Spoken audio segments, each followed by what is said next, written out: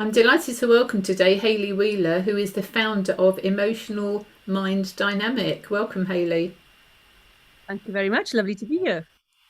So it's been a while since we've spoken about your wonderful, wonderful creation. So let's see where we are now. So Dynamic. What is that? It's a six-step process that helps adults, children, and families improve their mental well-being. It's all around self-development, and it looks at the internal, working from the inside out, that people can understand themselves better and take control of their health decisions, their life decisions, and relationships. 6 steps. How did you get to the 6 steps? I'm sure you didn't just wake up one morning and go, oh, 1, 2, 3, 4, 5, 6. And I'm imagining that's a whole process that you've come to create this. So talk us through how you created it and why. Yeah. So back in 2015, I found myself at the depths of my depression, and at the same time discovered that my 11-year-old son had been born with anxiety. There was all these signs for years and years and years that he was so different to the other children. But while I was feeling like a failure, typically, I had this kind of revelation really that it was anxiety with him, not the temper tantrums I thought it was. So I don't know why I didn't turn to the medical model. I didn't turn to medication. I didn't go to my GP. I just felt this determination to help him. So trying to teach him how to understand what anxiety was, taught me about anxiety, then trying to teach him how to communicate with me what was going on for him. It was a lot of back and forth for a long time, trying to understand the internal patterns. When he got better, so he was going sort of at the last stages for him, he was having 8 or 9 panic attacks a day. And then he had his last panic attack on the 6th of September 2016. So I knew that this stuff that I'd been doing with him was working. So it was kind of based on emotional processing and learning about who he was as a child, what anxiety meant for him, what anxiety is in general. So I then went on my own journey of self-discovery, and I just spent loads of time failing, feeling like a failure, but just learning about myself rather than learning about the world, which we learn an awful lot about. We don't learn about ourselves. So teaching myself about who I was, where my messages were, what I'd learned about myself, the beliefs I'd come to think were true about myself, learning about my values, as well as emotional processing, expressing and releasing. And all of this put together, it took me 2 years after my son. So altogether, from 2015 to 2018, so 3 years of me battling for him and myself. But all this knowledge of learning about myself, I was able to put that into a package and started working with clients with it. And I was seeing the same results with clients that I was seeing with myself. And it's developed a lot since it started, where it was when it first started. It's developed a lot. And that's thanks to working with people and allowing them, they've taught me things along the way as well that I didn't learn in my own journey. So I'm able to put that into the program as well. So the 6 steps are just about learning, making sure that we do things in a certain way so that we are able to process emotions. So we identify the emotions first, we process them, we express them, and we release them. Because what tends to happen in therapy is that there's a lot of talking around emotions, and we talk about situations, but we don't really release anything. And that's become a big topic of conversation with a lot of my clients. So this really is about bringing people to a conclusion, not just sort of sitting and talking. There's lots of homework. There's lots of things to be done in order to get to that conclusion and release all those emotions.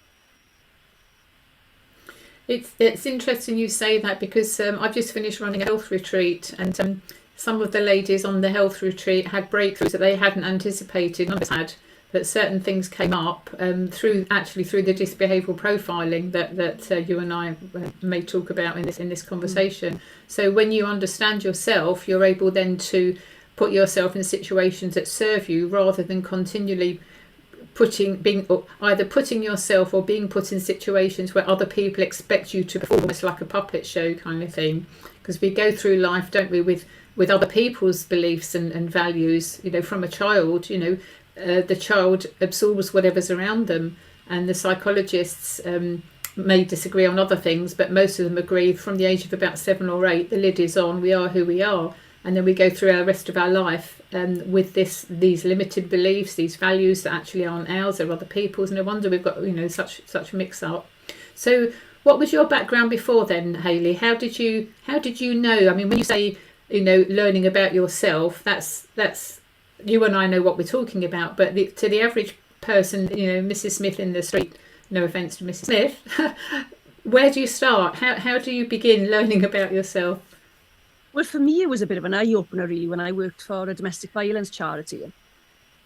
Every client I worked with, every service user, every woman who came through the door had low self-esteem. And it really resonated with me. So back in 2006, when I was pregnant, I didn't know it was my daughter, but I was pregnant with my daughter at the time. I decided that I was going to go on this self-discovery journey. So I started way before 2015. It just became a little bit more intense, I suppose, in 2015. The self-esteem had been a massive issue for me. I didn't like who I was. I didn't know who I was. I didn't know what I wanted out of life. There were so many things I didn't know about myself, and seeing the impact of self-esteem, a low self-esteem in particular, with all the women coming through the door, just made me want to learn more about it. So really, it's about education, because we send children to school, we send them then off to college, and they might go to university, but then we send them off into life to just go and live this life that we don't really have the skills and ability to live. So for me, it's about understanding who I am, what the world around me is, what I understand that world to be, and how I fit in it. And do I want to fit in that kind of world, or do I want to create my own kind of life in my own way? And as you said earlier, taking on other people's beliefs is really hard, because they become your truth for a long time. So trying to sort of understand that those truths may not be the truth, they may just be something that you've come to believe. So I look at the reality of things. What is the reality? You may believe, and I work a lot with clients who think they're bad people, or who don't like who they are. And I want to know what the evidence is behind that. And mainly the evidence is something somebody said, or hidden messages they've picked up throughout their life, but it's not true. So take other people's beliefs and values and so on is huge, isn't it? But they're things that we're never taught. You mentioned at school, we're not taught about values. Values is a big thing now, and lots of organisations they put on their websites, and when they're hiring people, they're asking individuals what their values are. So I think things are shifting for the better, but I think we still have a long way to go. What are your values, Hayley? My biggest value is integrity. That's my top value. But I think below those values are respect, honesty, and I suppose they're kind of in the same family, aren't they? But definitely well-being and putting yourself first, because we are taught in society to put everything and everyone else first. Particularly, I think, men are taught to put their job first, and they're supposed to be the earners of the family. Women are taught to put children first and family members.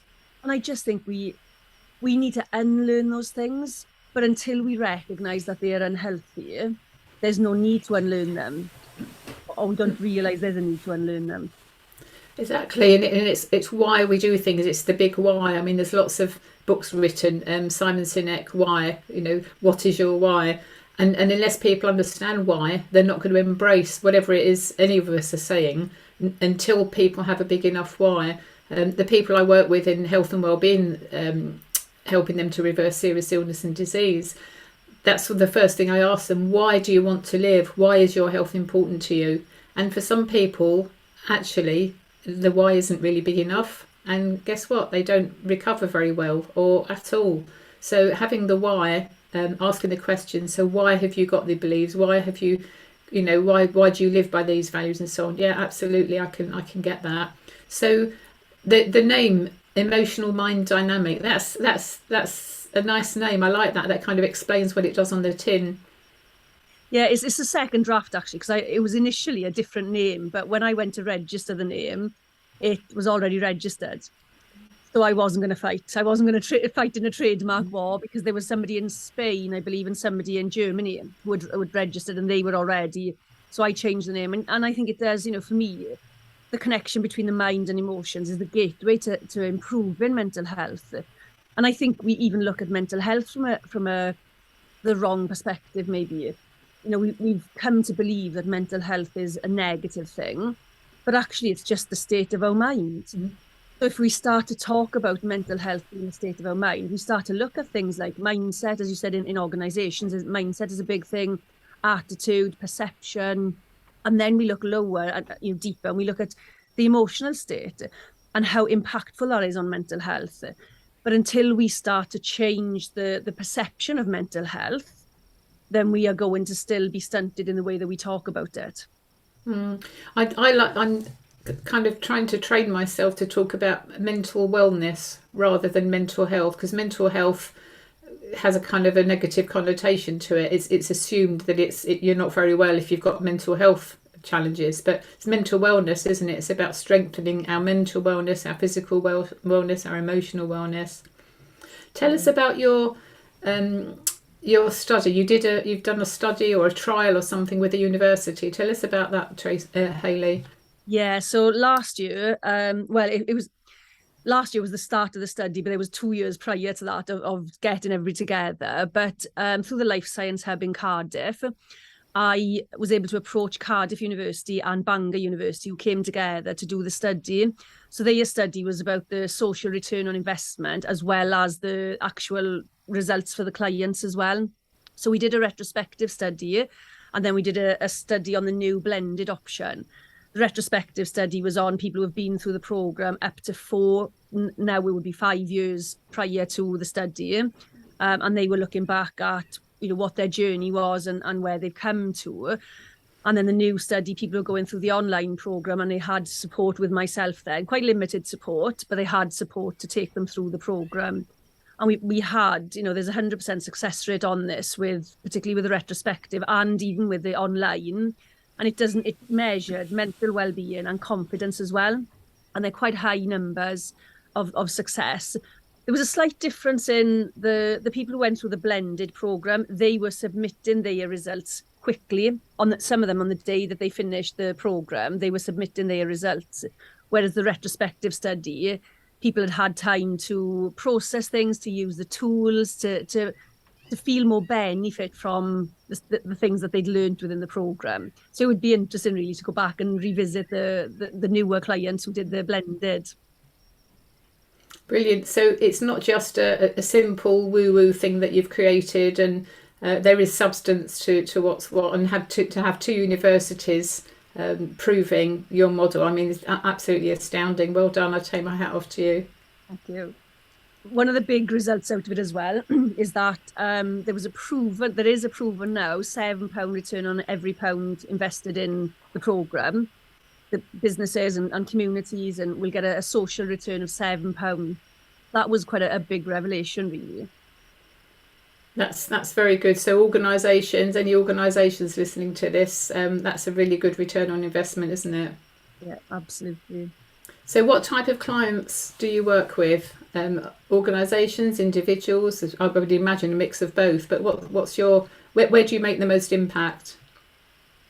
I think for me, people are people. So it doesn't really matter the environment that people are in. So I work with, on the one-to-one side, I work with clients age range from 5 to 80. That's been my client range. Corporates then, it would depend on what they're looking for, and because we're just about to adapt the online program to create a self-development version of EMD. So what I want to do is use those same skills in corporates, and just I think sometimes we look at self-development from a different angle, and I'm not sure it always works long term. My idea is to work with corporates to get that long-term change, to get the loyalty from their staff. Working with anybody really, where there's people, there's EMD. Brilliant. So where would you suggest people start? So if they find themselves in a situation where they're lacking confidence, they're having panic attacks and so on and so forth, they don't like themselves, whatever the thing is for them, where do they start? What's the starting point? They could get in touch and have a discovery call, and just to see where they're at and what their understanding of the situation is, and just then to see whether EmotionMind Dynamic is the thing for them. And that discovery call then is no obligation to buy in the discovery call, but definitely you walk away with some things that you can use and put into practice straight away. Brilliant. And how do people contact you, Hayley? They can contact me on telephone 079 66 189 084, or email hayley@hayleytwheeler.co.uk. And I'm on all social media as Hayley T. Wheeler. So if they wanted to just get in touch and just stalk me a little bit on social media, they can find me on any social media as Hayley T. Wheeler. Brilliant. Okay, and Hayley is Hayley for those listening on podcast. And tell us your UK phone number again. 07966189084, and it would be, the code would be 044. Yeah, brilliant. Okay. So Hayley Wheeler from EmotionMind Dynamic, thank you so much for your time today. I'm sure we'll be talking again soon. Thank you.